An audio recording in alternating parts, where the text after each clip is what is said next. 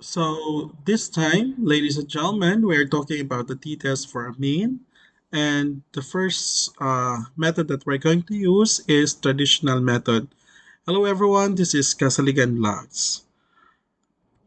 So t-test for a mean. So a t-test is a statistical test for a mean of a population and is used when the population is normally or approximately normally distributed and the standard deviation or the sigma is unknown. The formula for t-test is this one. So t-test is equal to t is equal to mean minus the mu over the sample standard deviation over the square root of n. So take note, we have here the degrees of freedom, which is n is equal to df is equal to n minus 1.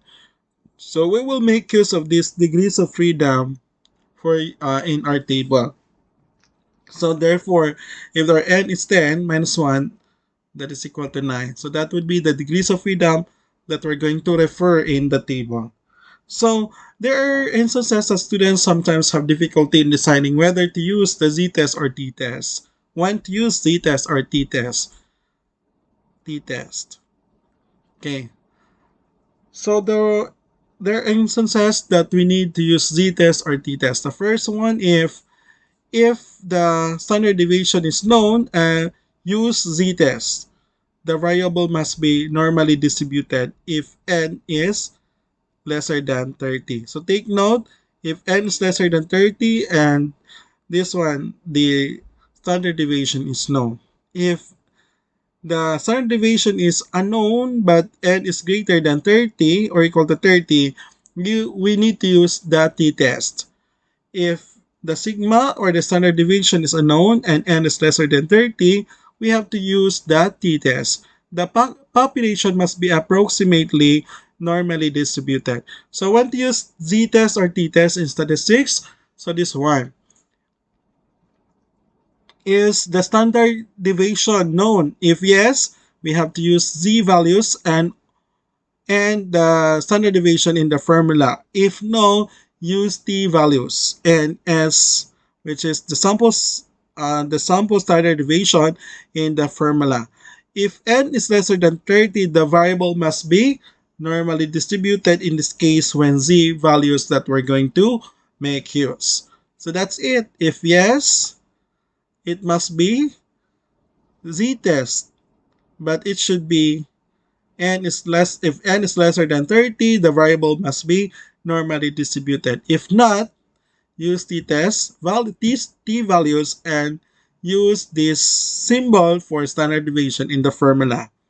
There are assumptions for t-test for the mean for standard deviation is unknown. The sample is a random sample and either n is greater than or equal to 30 or the population is normally distributed when n is lesser than 30. Okay, that's it for t-test, the introduction.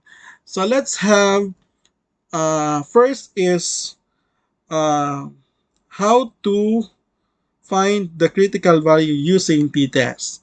So let us have first problem number 1. So find the critical t-value for alpha is 0.05 with the df is equal to 16 for right tail test. So take note, it has been given that it is already a df, not n. If that is n, still you have to deduct it by 1. Since the given is df, so that is now the degrees of freedom. But if not, the given is n or the sample size, so therefore we have to subtract it by 1. But still, the degrees of freedom is given, so that would be the degrees of freedom that we're going to refer in the table. So that's table F, the t distribution. So the alpha is 0.05. Since this is the right tail test, we have to locate here right tail test, one tail. And we have here 0.05, one tail and 0.05, and the degrees of freedom is 16. 16. Okay, so this one. So the result is positive 1.746. So therefore, for number 1, the critical value is equal to positive 1.7 1474 Okay, that is the critical value that is found is 1.746. That is our critical value. For alpha is 0.05 and it's a one tail, that is a right tail t-test. Next question. Okay. Next question is find the critical t-value. For alpha 0.01, DF is 22, and left tail, so one tail test. So alpha is 0.01 and 22. Okay, I guess this 125. This one is 2508. Okay, 2508. Since that is a left tail test, so therefore, so this is the CV is equal to negative 2.58. So this is a left tail test. So negative 2.58. So therefore, the critical value is negative 2508 rather 2508. Since the test is one-tailed left test. Next is find the critical value when the alpha is 0.10. Okay, 0.10. And that is two-tailed test. Two-tailed. And the degrees of freedom is 18. So 0.10. 18. This one. 1.734. So since this is a two-tailed test, there is a left and the right tail. So therefore, the critical values is the CV is for the right tail plus 1.734 for the left side, which is negative 1.734. Okay. Number 4, find the critical value for alpha 0.05 with degrees of freedom 28 at the right tail test. So 0.05, locate here 0.05 and one tail test, degrees of freedom of 28. Okay, this one. 1.701. So that is a right tail test. So therefore, that is positive 1.701. Okay. That is a critical value. That's it on how to find the critical value. So let's proceed with the problem. Okay, let's proceed with the problem.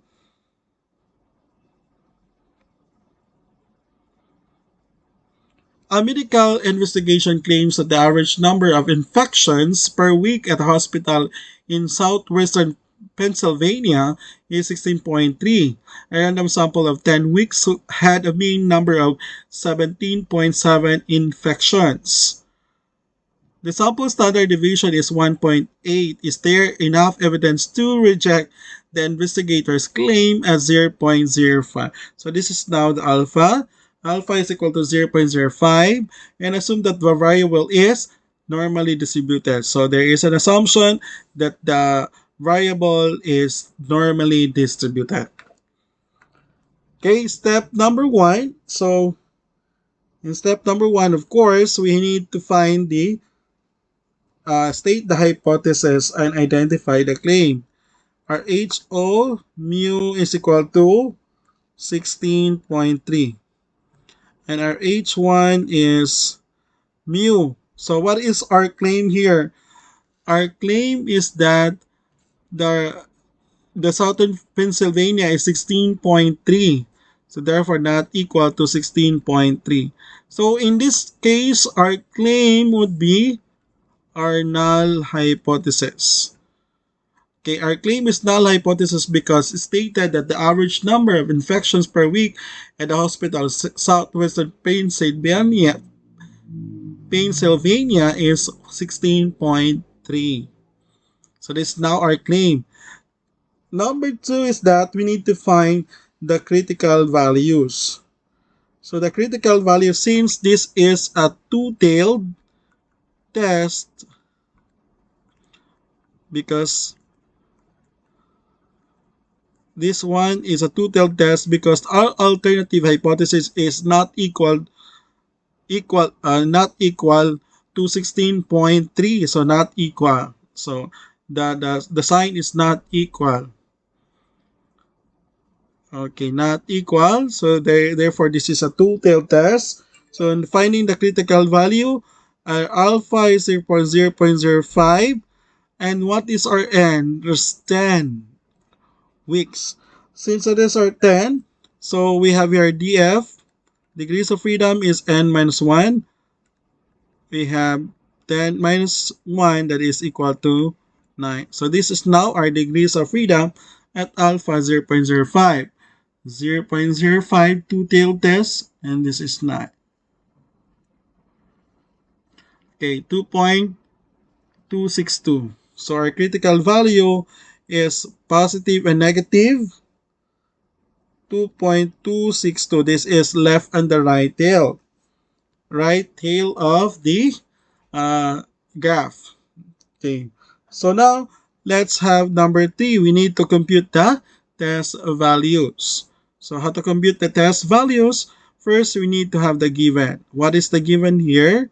Our mean is, sample mean is 17.7. Our mu is 16.3. Our sample standard deviation is, this is sample, that is equal to 1.8, and we are now using S as our symbol for standard deviation. And we have here our n. Our n is 10.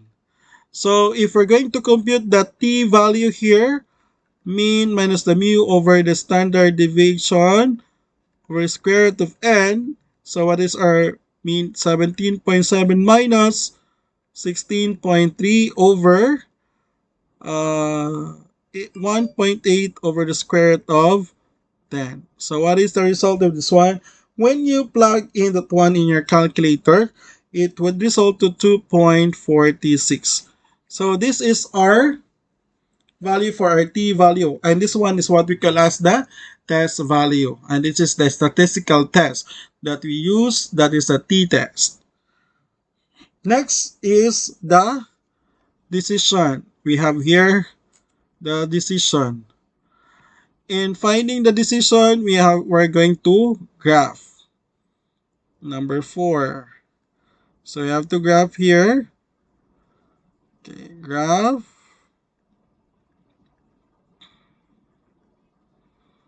Okay. Our critical values is negative 2.262 and our positive 2.262. Now our t value, okay, this one, this is our rejection region. So one of the space, I forgot to have another space. So we have rejection region. So our t value, where's our t value? Our t value is beyond. Okay, here. That is 2.46. That is beyond. And it falls the rejection region. So therefore, we could say that this, and our step number 5 is that we have to, there is enough.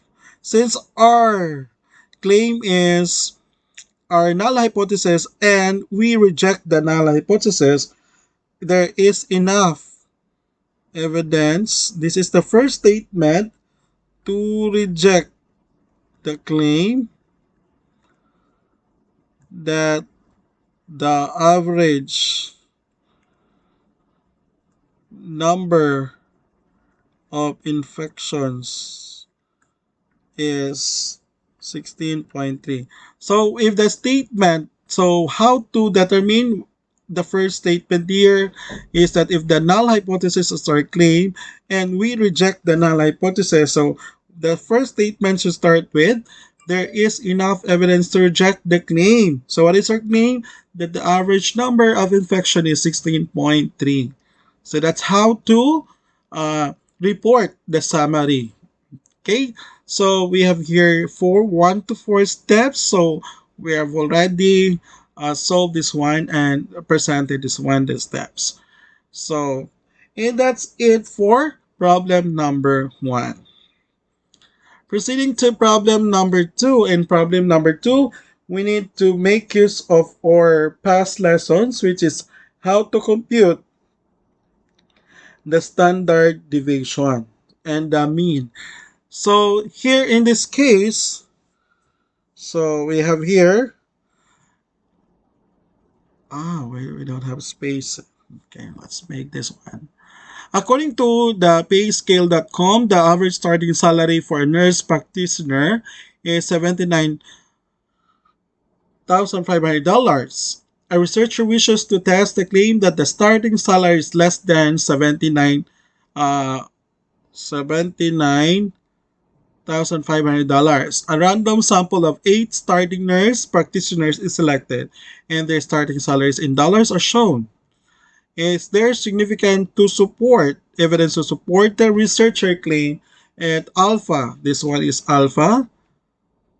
Okay, alpha 0.10. Assume that the variable is normally distributed. So the first step again is we need to state the hypothesis and we have to identify the claim. Okay, what is our hypothesis here? Here, HO mu is equal to 79,500 and our H1 here is mu is lesser than 79,500, which this one would be our claim. Okay. This one is our claim. And step number 2 is we need to find the critical value. How to find the critical value? So to find the critical value at alpha 0.10, and what is our n? Degrees of freedom. Our degrees of freedom is n minus 1. That is, what is our n here? 8 starting there. So 8 minus 1, the degrees of freedom is 7. Since this is a one-tail test, we have to look for here 0.10 and one-tail test and 7. Okay, this one is 1 point.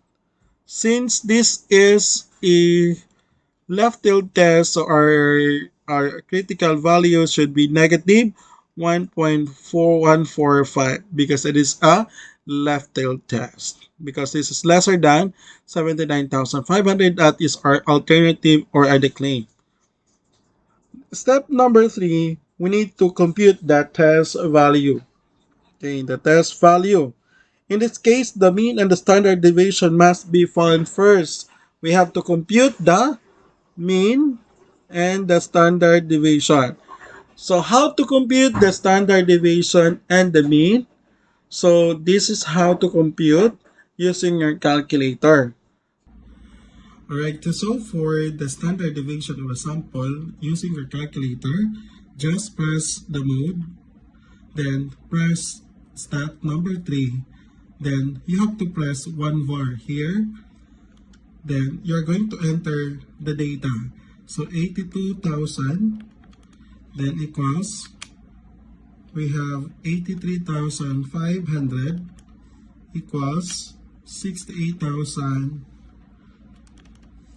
equals 64,300 equals 70,200 equals 78,600 equals 75,600 equals and 79,000. Right. Then after that one, you're going to press AC, then Shift, then Stat, number 1. Then you're going to look for the 4, that is the variance. So var, if we're going to solve for the mean, just press here number 2 equals. So therefore, 75,150. And if we're going to look for the standard deviation, go back with AC, then shift, stat, then go back with var, and you're going to solve for this as sample number 4.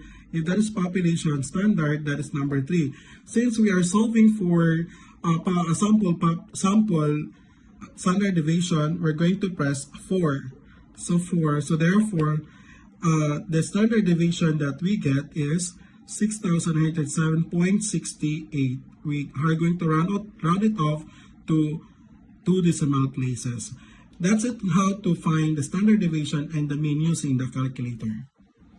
68. Okay. So 6, 9. The variance is 6,937.68. And using this one, same concept, we have the mean is 75,150. You can have AC, then shift start, then 1, then var, then just press number 2 so that you could be able to find the mean. So the mean is 75,500 rather. This is 150, 75,150. And our standard deviation, sample standard deviation is 6,937.68. So now we have here the mean given here. The next one, we have the mean is equal to 75,150. Our S is equal to the standard deviation is 6,937.68. And our N is equal to 8. And our mu is equal to 79,500. So using the t value, so mean minus the mu over s squared of over square root of n. So by substituting 75,150 minus 79,500 over our s is 6,937.68 over the square root of 8. So plug in your calculator. It would result to negative 1.773. So if that would result to negative 1.773, let's proceed with step number 4.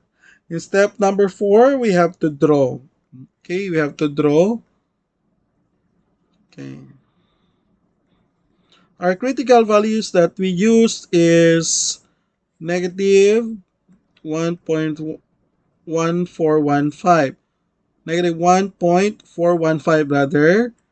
And since our test value is beyond here or in the critical region, which is negative 1.773, so we could say that the decision is reject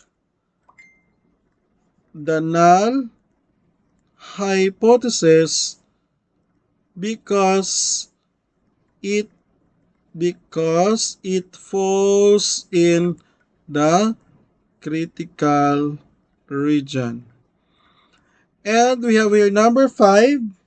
You have to summarize since that is reject the null hypothesis, but this is the claim is our alternative. The statement should start with there is enough evidence to support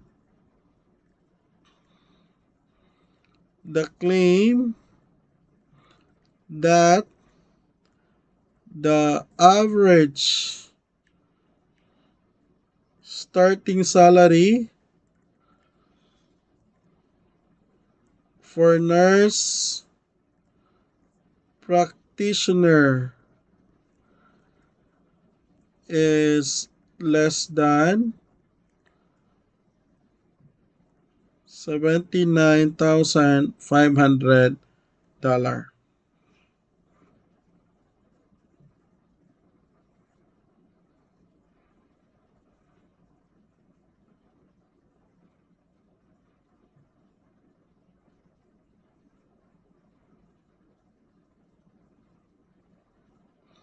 Okay, so that's example number 3. Okay, so try this at home. Please compute this one and submit this one during our class, before our class. So we would have to this one before our class. You have to submit this one before our time, as what that would be your activity, and you have to submit that one in our class time. So thank you so much for listening, and I hope everyone uh, you know how to compute the t-test using the traditional method.